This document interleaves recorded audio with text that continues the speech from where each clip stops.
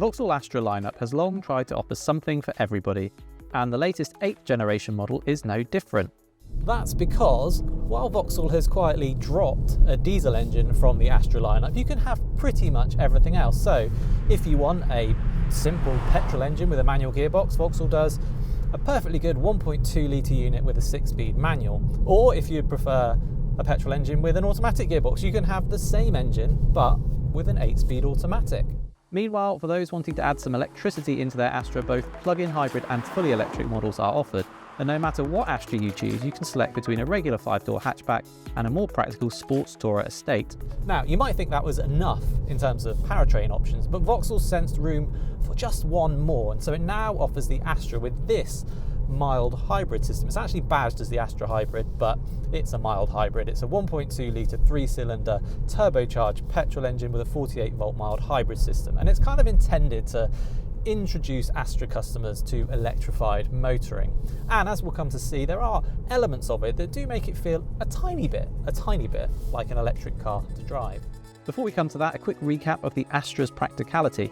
Today we're testing in 5-door hatchback guise, which gets you okay space in the rear seats, if not as much as a Skoda Octavia or Ford Focus, plus a useful 422 litre boot. Go for the Astra Sports Tourer and boot space grows to a generous 597 litres.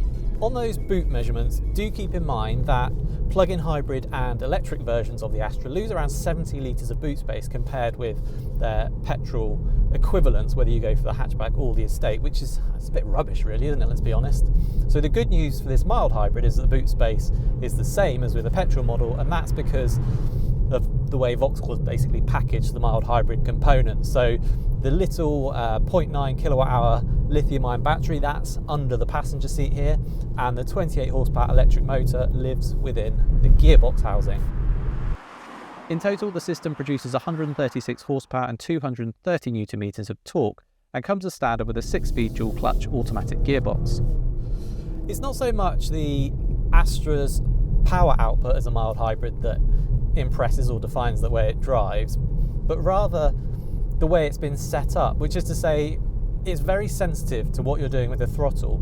So even a light brush of the throttle, you get the shove of the electric motor. It's only 28 horsepower, but it actually does make a difference at low speed. You can feel that sort of extra muscularity to the acceleration versus the normal petrol model. It's also sensitive when you come off the throttle, so you get quite a lot of brake regen as the motor acts as a generator to top up the battery. And it's these kind of dual things, the sensitivity when you touch the throttle to more acceleration, and then the brake regen as well, that gives the Astra mild hybrid that tiny bit of an electric car feeling, particularly at low speeds. And certainly as far as mild hybrid goes, this Stellantis developed system does have that more of an EV element to it than any other system I've tried, quite frankly. It will also go under 18 miles an hour. It will go a fairly respectable up to a mile in EV only mode. You have to be very light with throttle inputs, but it will do it. And also, if you're just off the throttle, it can switch the engine off and go electric only as well. All of which means that particularly around town, you can do a fairly decent amount of your driving in EV mode. So I've tried a trip into town the other day and it did 50% of the driving in EV only mode, which is not bad at all. The other benefit is that this mild hybrid delivers a 19% improvement in fuel economy in official tests. In actual numbers, that's an additional 9 miles for every gallon of fuel used, compared with the standard 1.2 petrol engine, and almost 60 miles per gallon on average, although it should be noted that in our tests we've seen more like 48 to 52 miles per gallon. Ultimately, outright performance is still quite modest, so 0 to 62 mile per hour takes 9 seconds. That's still 0.7 of a second faster than the non-mild hybrid Astra with the 1.2 petrol engine, but it's still not what you call quick, is it? Really though, as I said before, it's the way the power's delivered that makes this engine feel better. It's just a bit more muscular at kind of everyday speeds. Now at this point I should also point out that regular viewers of the CarGurus UK YouTube channel might remember that I reviewed this same powertrain in the Vauxhall Corsa fairly recently, and well, let's just say I was less complimentary. That's because in the Corsa the integration of the electric motor felt too sensitive, both when it deployed its power and when it recouped energy via regenerative braking. And because of that, the automatic gearbox never quite knew what to do. All of that made it quite hard to drive the Corsa smoothly. Now, the first sign that the mild hybrid system might be better suited to the Astra actually came the moment I first started it up, because when you started up the Corsa, the engine was so noisy and so abrupt in the way it started that it actually kind of made both the car and the driver jump in surprise. With the Astra, it's not only quieter, but it's just smoother. It just feels better integrated. Maybe it's just because it's a bigger, slightly heavier, more stable car with more sound insulation, but whatever it is, it just feels much better suited to this car. And the other sort of fairly significant criticism of the Corsa that uses this mild hybrid system is that the electric motor was really noisy. Again, it's quieter in here, but at low speed, you do still hear it whining. When you're driving around town and pulling out of junctions, it actually is not dissimilar to the sound of a police siren in the distance, and, well, yeah, to be honest, it's pretty annoying. On the whole though, the Astra mild hybrid is better to drive than the Corsa, with more predictable responses that makes it much smoother overall. In terms of the rest of the experience, this mild hybrid Astra is, well, it's much like any other Astra, to be honest, which is to say, good, but not outstanding. So the ride is actually genuinely comfortable, so I like that. The handling is, well, it's not fun as such, but it's perfectly competent. It's very secure feeling. The interior, I quite like the design, but I just do find it a bit dark in here.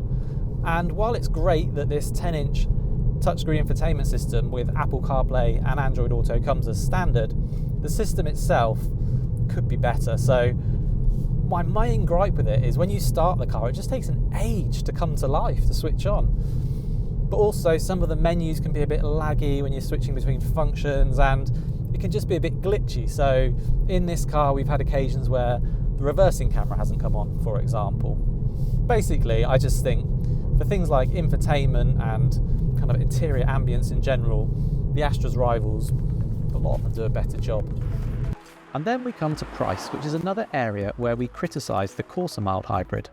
Unfortunately, this mild hybrid Astra is another Vauxhall that does look a little bit expensive on paper. So it starts from £30,000. It has a premium of about £1,000 over a non-mild hybrid 1.2 litre automatic Astra. This particular model we're testing today, the GS spec, is around £33,300. Now, for context, you can have a Golf R-Line with VW's 1.5 litre mild hybrid system for £1,000 less than this Astra. That does make the Astra a bit of a tough sell, I have to say, as does the fact that for not that much more, you could have a Skoda Superb with a 1.5 litre mild hybrid system from the VW group, and that is a much bigger and, well, quite frankly, better car. Overall takeaways then are that firstly, this mild hybrid system suits the Astra better than it suited the smaller and lighter Corsa. I can genuinely see why you might opt for this over a standard petrol model in the Astra. And secondly, that the list price is still too high, so make sure you are getting a good discount. So which powertrain would you choose for the Astra? Do let us know, we would genuinely like to know, so post in the comments. Also remember, when it comes time to find your next car, you can find loads of great deals from top-rated dealers at cargurus.co.uk, as well as do loads of research on our site as well. And if performance cars are more your thing, then why not check out our sister website, pistonheads.com.